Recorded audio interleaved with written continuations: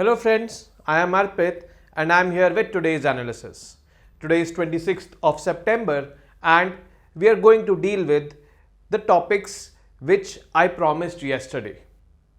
We were solving the West Asia puzzle yesterday and we actually said that we will be covering the Saudi Arabia-Iran peace deal today, and so we will be covering it. Saudi Arabia-Iran peace deal was actually a peace deal signed between these two countries and diplomatic relations were established between them. This deal was brokered by China. China's new avatar, I would say. It was because China never actually engaged itself in such a way with other countries. China has always looked to, increase its strategic presence in other countries, take advantage of the rivalries. But here, China did not take advantage of this particular rivalry. Iran, that is Shia Muslims, Saudi Arabia, that is Sunnis. Instead, it played the role of a peace broker, and this deal was brokered in China. Obviously in presence of China, with the efforts of China. Now this clearly signifies that China also sees it at the world stage, at par with USA. Because USA, as we saw in yesterday's video, actually brokered the Abraham Accords. Abraham Accords were peace deal between Israel and UAE. On the other hand, Bahrain was also there. But yes, it was a peace deal striking that leg. Actually, there are three legs in West Asia. If I keep Saudi Arabia and UAE over here, Sunni Muslim countries, Israel over here, and the third if I keep Iran over here. Now UAE and Israel, this particular leg, USA intervened. Saudi Arabia and Iran, this particular leg, China intervened to broker a peace deal. Obviously, the objective was to make West Asia more stable, more peaceful. Because, see, these countries, Saudi Arabia, Iran, they were not fighting directly with each other. They were not in direct confrontation with each other per se. There were proxy wars being fought by them. It was kind of a cold war there. Like there is this third country, Yemen, which we are going to discuss as the second topic of Yemen civil war. Now in Yemen, Iran was supporting the Houthis and Saudi Arabia was supporting the Yemeni government. The Houthis were fighting with the government directly. So this kind of proxy war was there. Direct confrontation per se was not there, but yes, it was quite evident that these two are at conflicting lines with each other or at conflicting terms with each other. And China played the Cupid over here. China doing this actually has, increased its presence over there and has become a challenge for India. Because it has diminished India's presence in West Asia, I would say. How has India reacted to this peace deal? We will see. We'll also look into the second topic, that is the Yemen civil war. How and why this civil war was going on and what impact does this civil war have with these particular peace deal being signed, because the two parties which were supporting or which were fighting proxy wars in Yemen, they are at peace now. Then obviously this also has to subside. Now, Saudi Arabia-Iran peace deal. The year was 2016 and Saudi Arabia actually killed a Shia cleric or executed a Shia cleric. Shias, which are the dominant community in Iran, actually irked Iran a lot and they attacked the Saudi embassy over there. This led to cut off of the diplomatic ties between these two giants in West Asia. And the conflict intensified between them. Per se, they were not in direct confrontation with each other, but yes, they were in conflict with each other in third world countries or third party countries. Like in Yemen, Iran was supporting the Houthi rebels, Saudi Arabia supporting the government over there. In Syria, Iran supporting the Shia rebels supported by Bashar al-Assad, and Saudi Arabia supporting the Sunnis. This is how the situation was in West Asia. Conflict of these two, but it had transcended to other territories as well. Now, this caused a lot of instability in the already fragile West Asian region. China actually brokered this deal because China has interests in both. It is the largest trading partner of Iran. It has the highest amount of oil imports or energy imports from Saudi Arabia. So obviously they would want it, the Chinese. On the other hand, Saudi Arabia also wanted this peace deal. Why? Because Saudi Arabia is wanting to transform its economy. It is largely oil dependent and the world is shifting towards EVs. The oil boom is going to end. Saudi Arabia knows it very well and therefore it wants to promote it as a tourist destination. In fact, our last year's Indian Premier League, there were many advertisements run by the Saudi Arabia government, visit Saudi Arabia. That was because of this fact. So it wants a peaceful neighborhood, it wants a peaceful country. If I talk about Iran, Iran was also wanting this kind of peace deal to happen. Obviously, when both of these are agreeing, then only this deal is happening. Now, why Iran wanted it? Because Iran is under USA's sanctions. What is the reason for these sanctions? Why USA has imposed sanctions on Iran? Because Iran was suspected of some nuclear enrichment activity. Nuclear enrichment is basically when you enrich uranium or any nuclear fuel to more than 95% so that it can be used as a nuclear bomb or in a nuclear weapon it can be used. So suspecting that, USA imposed sanctions on Iran. These sanctions on Iran actually had a devastating impact on its economy. So it is also wanting to forge ties in its neighborhood. And China actually knew it. So China brokered this. In a new avatar, China did this. Never before we have seen China brokering a peace deal. That is why it is significant.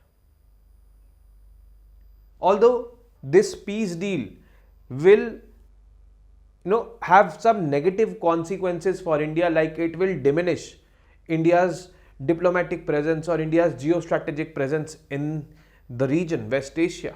But yes, largely if West Asia becomes stable due to this peace deal, in the long run, it will definitely benefit India. So let us look into the details of this peace deal. So first of all, let us look at the maps. This is Saudi Arabia, Yemen, UAE, and all the orange ones which we can see. This is Bahrain. All the orange ones which we can see are basically pro or anti-Iran front. They are all anti-Iran. We cannot say it pro-UAE also or pro-Saudi Arabia, but anti-Iran they are. And the green ones which we can see are pro-Iran front. Iran itself, Iraq, Syria, some portions in Lebanon, okay, and some portion here in Yemen. You can see the green ones. Now this particular green one is Houthi controlled regions. Houthis are supported by Iran, and the orange ones are supported by the government of Yemen, being supported by Saudi Arabia and all. So Saudi Arabia and Iran, two of the West Asia's major powers that have been at odds with each other for decades, agreed to restore diplomatic relations with each other. Obviously, China has made them to agree.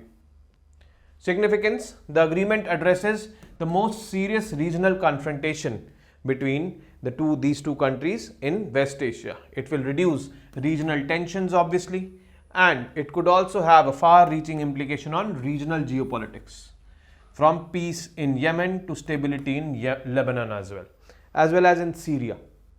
So not only peace will come in these two countries, that is Iran and Saudi Arabia, but wherever Iran and Saudi Arabia are at loggerheads with each other in third-party countries, in those countries also stability is expected to come.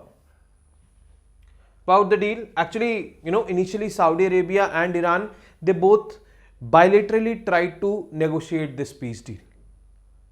But this could not progress, and that is when China had to intervene. Now, Saudi Arabia and Iran started directly talking to each other in 2021 and held multiple rounds of negotiations, first in Iraq and then in Oman. However, no breakthrough was achieved as issues that divided the two countries, like wars in Syria, Yemen, Saudi concerns relating to Iran's mobilization of Shia communities in the region, all these were points of differences due to which this deal could not become a reality. Bilaterally, these countries were negotiating. Then there was a need for a mediator. Now, this particular situation also highlights the importance of, that this particular deal was very much important for these two countries, Iran and Saudi Arabia both. Then only, after loggerheads or after a deadlock, when this deal would not proceed further with their bilateral efforts, they were looking for a third-party mediator. And China was that mediator. And when China intervened, actually this deal was signed, which was actually a diplomatic victory for China and for these two countries also. So, this was China's intervention. Saudi Arabia and Iran, represented by their national security advisors, signed the agreement in Beijing to re-establish diplomatic ties, respect each other's sovereignty, and maintain non-interference in each other's domestic affairs. This agreement ends 7 years of diplomatic estrangement between the two countries. The deal has been necessitated by mutual interest of both the nations, and these mutual interests kept these negotiations alive, even after the deadlock when these two countries were bilaterally trying to resolve it. For instance, Saudi Arabia, which is undergoing rapid changes, wants peace in its neighborhood because it wants to project itself as a tourist destination now.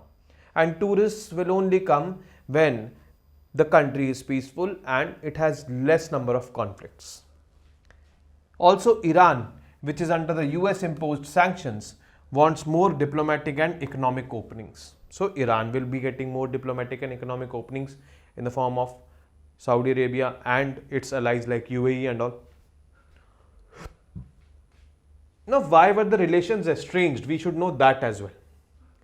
Now, if I talk about the story of Iran, from 1953 till 1979, yesterday also we discussed about it in brief, Iran was under a ruler, a king. That king was largely considered to be pro-West. But in 1979, there was an Islamic revolution in Iran. That Islamic revolution established a Shia theocratic government, and that proclaimed Iran as a Shia theocratic republic. Now, this kind of Iran was more dominated by the religion or traditional practices. It was less progressive. It was more anti-West. It was more anti-Sunnis. Radicalized, it was more. So, this particular Iran after 1979 started drifting away from the Sunnis, from the West, and there was a competition among Iran and the other Sunni countries like Saudi Arabia and UAE for regional dominance in West Asia. So that time actually it started pre-revolution to after that in 1979 it started for this competition for regional dominance started. After 1979 revolution, which brought down the Iranian monarchy and turned the country into a Shia theocratic republic, sectarian and ideological flavors were added to the mix, which were promoting or which were in favor of promoting the Shia sect. That is why sectarian and ideological flavors were there. Formal ties between the two collapsed in 2016 after the Saudi embassy in Tehran was overrun by protesters. Why the Saudi embassy in Tehran was overrun by protesters? Because Riyadh, means Saudi Arabia, executed a revered Shia cleric. And this actually hurt the sentiments of the Iranians. Iranians in Iran ran over the Saudi Arabia's embassy, which is kind of a major event. In recent times, it had turned into a cold war with both sides confronting each other in proxy wars in Syria, Yemen. They carried out media campaigns of extraordinary mutual hostility, often sectarian bases, were utilized. So these particular events, particularly this killing of a Shia cleric in Saudi Arabia, then attacking the Saudi embassy in Iran, that event actually cut off the diplomatic ties between the two. And after that, the conflict intensified between them. The gap widened between them. Now this gap has started to fill. China is there to do that. Now, China's new avatar. China has been involved in multilateral peace talks such as 2015 Iranian nuclear deal. Now, when Iran was imposed of sanctions by USA, some peace treaties or some negotiations with Iran was also going on between USA and Iran. Actually, Iran was not exposing its nuclear facilities and was not allowing IAEA to enter. IAEA is International Atomic Energy Agency, which is, I would say, a related organizations under United Nations, to come and audit its nuclear facilities. So there was a peace deal in which Iran allowed some of its facilities to be audited by IAEA, and China was also there, part of that deal. European Union was also part of that deal, trying to negotiate the deal between these two blocks, Iran and USA. The multiple stakeholders were there. So China alone was not there. But here China took this responsibility, and that is why it is China's new avatar. But this time it is the first time Beijing is using its leverage directly to bring conflicting parties to reconciliation. Also, unlike US, which has hostile ties with Iran, Beijing enjoys good ties with Tehran and Riyadh both. Tehran means Iran, Riyadh means Saudi Arabia. As a leading oil buyer from Tehran and a trading partner with Riyadh respectively. This has hence put China in a unique position to bring these two conflicting parties on one table and negotiate this deal. This new approach of China was signaled by its academics 2 years ago.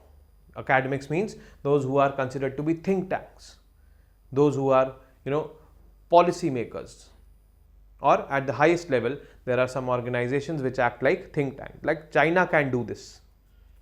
So they indicated that China was looking at greater political involvement in the region on the basis of quasi-mediation diplomacy, which China has never done before. It was to promise China's broad commercial, diplomatic and political interests rather than its hard security concerns. So China always looks to increase its strategic presence in other countries. But now China, by taking this initiative, wants to initiate or wants to further its commercial, diplomatic and political ties or political presence in this region, West Asia. Now the interests of China and the interest of West Asia also. China has substantial energy, trade, investment and technology related ties with West Asia. It is the region's largest buyer of crude oil. The West Asian countries want this only. A major trade and investment partner, it is also rapidly expanding its role as a technology provider in most of the countries. Now, China's interests in West Asia, what are they? Stability in West Asia, a major energy source which is for China. So if this energy source is disrupted or disturbed, then China's economy will be disturbed. Okay. West Asia is also crucial for realization of China's Belt and Road Initiative. Now we have seen in the previous video what Belt and Road Initiative means. It is actually a mega project of the Chinese in which Chinese aim to connect 3 continents, that is Asia, Africa and Europe, via multimodal connectivity over the land routes, that is railways, roadways and through the sea routes. So West Asia is going to be a crucial part of BRI. The Gulf states are important for China's logistical connectivity, investment consultancy and contracting partnerships. So for all these purposes, China's interests are there, the West's interests are there with China.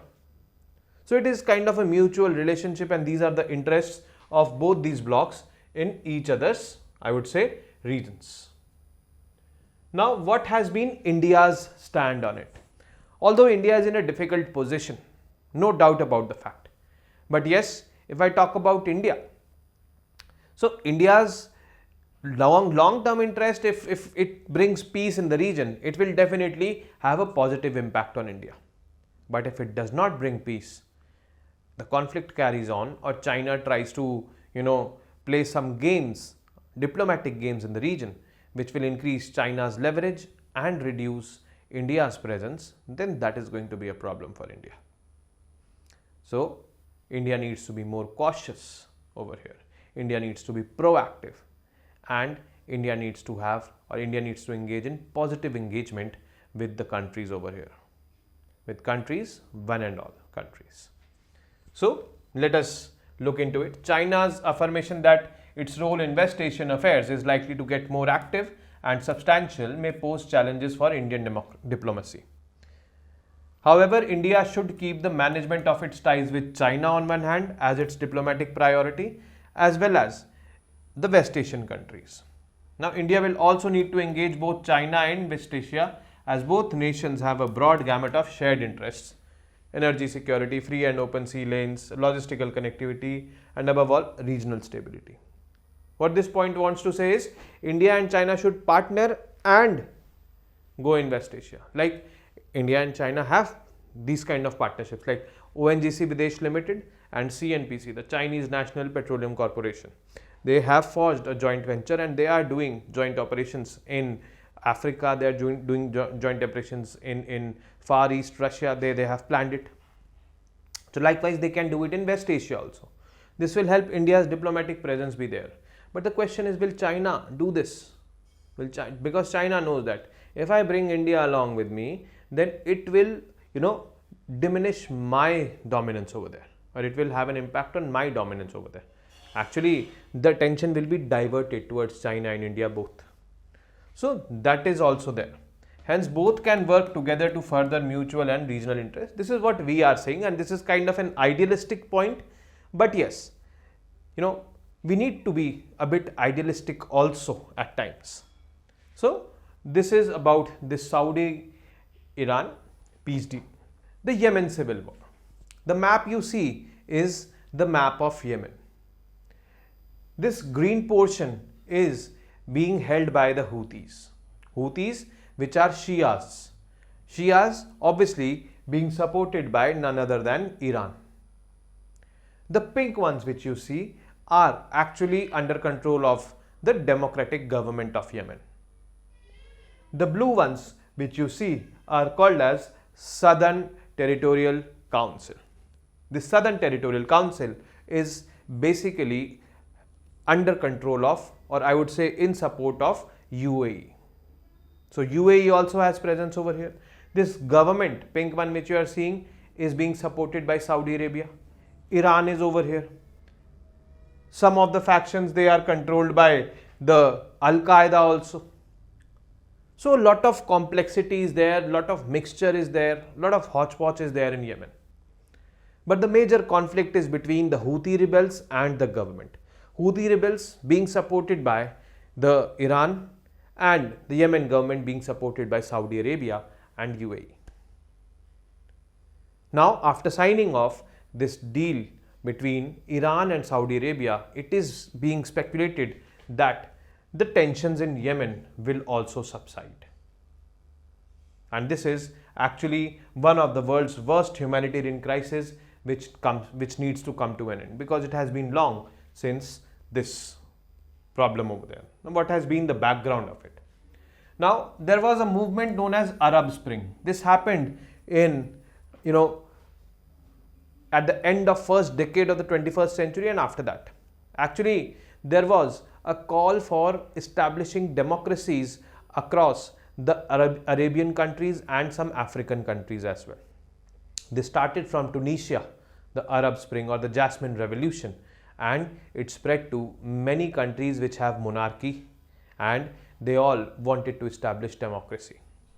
Syria has seen the music of it because Syria went into crisis because of this only. And then many countries like Yemen, they've also seen the music of it. So this Arab Spring did not take long to arrive in Yemen after the Tunisian revolution of 2011-12, because it started in Tunisia and it did not take long to come here. Yemen, only unified since 1990, was a poor country with a government widely acknowledged to be corrupt, with a large number of weapons in private hands. It had deep divisions that persisted between the north and the south. North Yemen and South Yemen means it was in dire states. There was a government, but it was corrupt. So when Arab Spring impacted Yemen, there was a demand that there should be a government which should be more efficient, which should be more, I would say, honest, upright. Now by 2011, the country was already facing challenges from Al-Qaeda linked militants and separatists in the south and the Zaidi Shia Muslim rebels in the north. So there was a lot of problems over here in Yemen. Now the beginning of the civil war in September 2014, actually, the Houthi insurgency happened. Houthis were Iran-based Zaidi Shia force, transformed into a full-blown civil war as the Houthi fighters swept into the capital Sana'a of Yemen.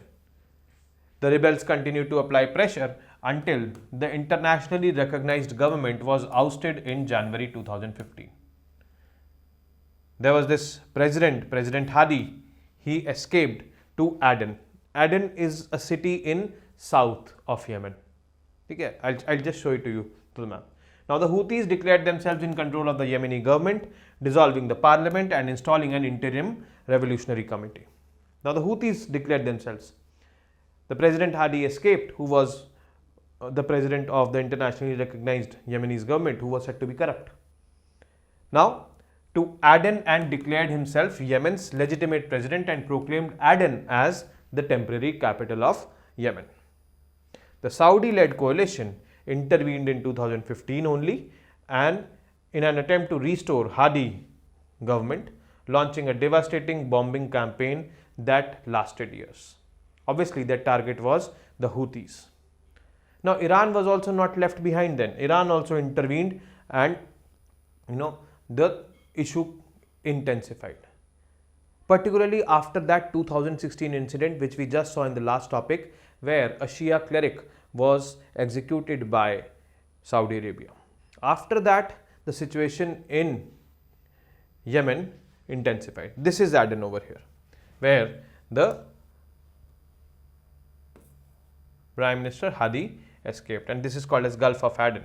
So this is there in Yemen, but down south it is there, and since it is part of this blue portion, it was Southern Transitional Council (STC), which was being supported by UAE. UAE means Saudi Arabia, UAE, one and the same thing. So Saudi Arabia was largely supporting this government over here. UAE down south was supporting there, but yes, kind of you can consider them as allies, because UAE and Saudi Arabia are allies, so they were also allies. This was anti because this was being supported by Iran. It is basically an area controlled by the Houthis. Now, if I see the players over here, see USA, UK, France, they all being in support of Saudi Arabia. UAE also in support of Saudi Arabia. Saudi Arabia supporting the Yemeni government. UAE, STC. They both were in support of each other, Yemeni government and STC. But comes Iran into picture. Iran is supporting the Houthis, which is anti the Yemeni government and anti STC. That was the conflict in Yemen, which actually had a lot of problems over there. Now, what has changed now after the deal? Now, a surprise resumption of harmonious relations between the two regional powers, Saudi Arabia and Iran, who fed a proxy conflict that worsened the war. This has changed now by signing that deal. Who is at the talks? The negotiations in Yemen's capital Sana'a are there between Saudi Arabia and the Houthis. Now, Saudi Arabia is negotiating with the Houthis, not the Yemeni government. So they are sitting there with the Houthis and a negotiation is going on. What are they trying to achieve? Negotiators are seeking the reinstatement of a truce and a complete withdrawal of foreign forces from Yemen. They want that. And after that, they want to make Yemen a democracy where elections will happen and people will get voted. The negotiators also want to pave way for broader talks to resolve Yemen's multifaceted political conflict and repair its demolished economy. So they want to talk about the demolished economy also, they want to repair it, and they want to, end this political conflict and restore democracy over there, which is going to be free and fair democracy, a liberal democracy. This is actually what the goal of the, Arab Spring was. And this is what the Houthi rebels were demanding. So this is actually the scenario which is going to change in West Asia just because that peace deal has been signed. Now, why does the peace deal between Saudi Arabia and Iran matter? Definitely it matters because both Riyadh and Tehran are keen to prove that their diplomatic efforts were instrumental in bringing calmness in Yemen. Saudi officials are eager to end their military involvement in Yemen, and which has been expensive and damaging to the kingdom's international reputation also. And finally, will these talks end Yemen's conflict? Now, without genuine support from within the country, among the Yemenis themselves, a political resolution cannot take root. It is the people of Yemen who will have to actually act upon whatever agreement is being signed. Then only we can say that peace will come or change will come. So, the complexity of West Asia is immense. There are many conflicts over there, many deep conflict lines over there, which do not involve the members of one country but many countries. So this has to be taken care of actually, and India has been taking care of this particular scenario and is largely able to establish a diplomatic balance over there or a strategic balance over there in West Asia. As I said yesterday, it would take immense efforts to maintain this balance and to make this balance better and better. So I hope you've understood the complexities in West Asia, some important events which have happened in West Asia, that triangle of West Asia. And this is it from today's session. So I hope you guys enjoyed it, and if you want to, if you want me to take some important topics, obviously which will be relevant to UPSC only, please you can mention in the comment section. I have been taking them earlier, I will be taking them now if they will be relevant. Till then, keep studying, keep reading, keep writing, and most importantly, keep revising. Jai Hind, Namaste.